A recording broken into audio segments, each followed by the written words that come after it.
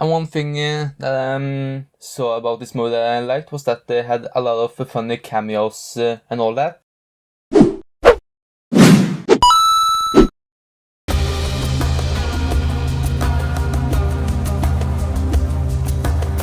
Hello everybody, Scott Jan here. Welcome to a new episode of Scott Recommend Movies. So last night and recently I just watched the newest Kevin Smith movie, Jay and Silent Bob Reboot. This movie came out last year I think, and it recently got released on Blu-ray. And just look at the cover, it looks awesome, so therefore I had to buy it. I have actually not seen any Kevin Smith movies, but I have heard a lot of about him. And apparently he's a super nerd, so that's why I like him, because I'm a nerd too. The first time I heard about him I think was on Big Bang Theory, where he was on Will Wheaton's podcast, and then he appeared a few seasons later when he was playing Dungeons and Dragons with Will Wheaton and William Shatner too. But yeah, over to the movie. Jay and Silent Bob are two characters which Kevin Smith has made. Silent Bob is played by Kevin Smith, and Jay is played by... I actually don't remember who is played by. But the thing with Jay and Silent Bob is that they often appear in other movies just randomly, and often there are Kevin Smith movies they are appearing in.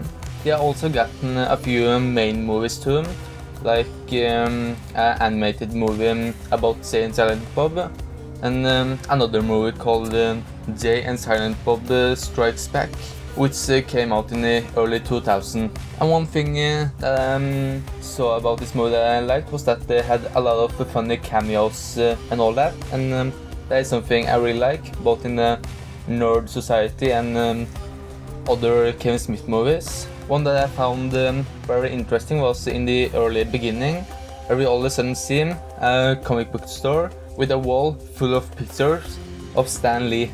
You know, the famous comic book guy who appears in all the Marvel movies, who sadly passed away in 2019. And then who owned that store was played by Jason Lee. And last year I actually had a big My Name is Earl marathon, where the main character, Earl Hickey, was played by Jason Lee. So I felt really starstruck when I first saw him with a Stan Lee t-shirt. As I understood it, that was a hint to another Kevin Smith movie. I haven't seen it, but I saw a clip of it last year. I think it was from Mallrats, where Jason Lee plays the same character as in this movie. And then he actually meets Stan Lee, who plays himself. And Mallrats was also made by Kevin Smith, where Jay and Silent Bob appeared in. So that was probably my favorite part about the movie, that they played a nod back to Mallrats with Jason Lee and Stan Lee, because apparently Jason Lee's character was a big Stan Lee character in this movie, and in Mallrats he actually met Stan Lee. So yeah, I have to say that was probably my favorite part about this movie. But now I need to talk a little bit more about the movie itself. It's about the characters Jay and Silent Bob. Apparently they loses their name to Hollywood for some reasons. I think it's a lot about the references from the other Kevin Smith movies that makes this movie work.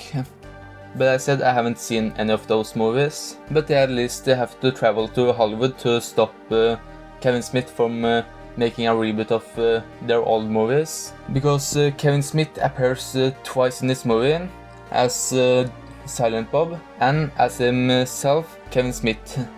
And they make a lot of joke about it, because that was another thing that I really liked about this movie, that they had a lot of outside jokes, you know, meta humor and all that. And Kevin Smith is not afraid of making fun of himself and others, but mostly himself actually, because there were a lot of jokes about Kevin Smith as a person. And they also had many other references to other things. Like for one that I noticed was that Jay and Silent Bob misunderstood Kevin Smith and thought it was Kevin James, the man who appeared in King of Queens. And Kevin James also had a recent show. I don't know so much about that show, but that show was called Kevin Can Wait. and in this movie they mentioned both Kevin James and Kevin Conrad at the same time. So that was probably the best parts about this movie, that they had so many references and meta humor. But I have to say, it was a stupid humor. It is not my type of movie. It had a lot of stupid moments and all that, but it had its little charm. So I don't hate this movie, I actually liked it a lot, and I want to watch a lot more Kevin Smith movies after I saw this. But it is very stupid, so it's not a movie that everybody's gonna like, but it is a movie full of references and all that. And now I just think I'm repeating myself over and over again. So I don't know what more to say about this movie. But it's a funny movie, a stupid movie, and a decent movie. A lot of references, so for all you nerds out there, it's a movie worth picking up, and you should probably pick it up. But there's another thing. Don't watch it on any streaming services. You have to buy the Blu-ray or DVD. Mostly because of one thing. The cover. That is a truly amazing cover. It is very nostalgic and nerd kind of, and not so many movies have these kind of covers anymore, and it's a work of art, so you definitely have to pick up this cover just to watch the movie and the cover. So I hope you enjoyed this video. Make sure to watch some of my other videos of Scott recommend movies. They are on my channel, THA Movie Film, and I see you next time. Goodbye.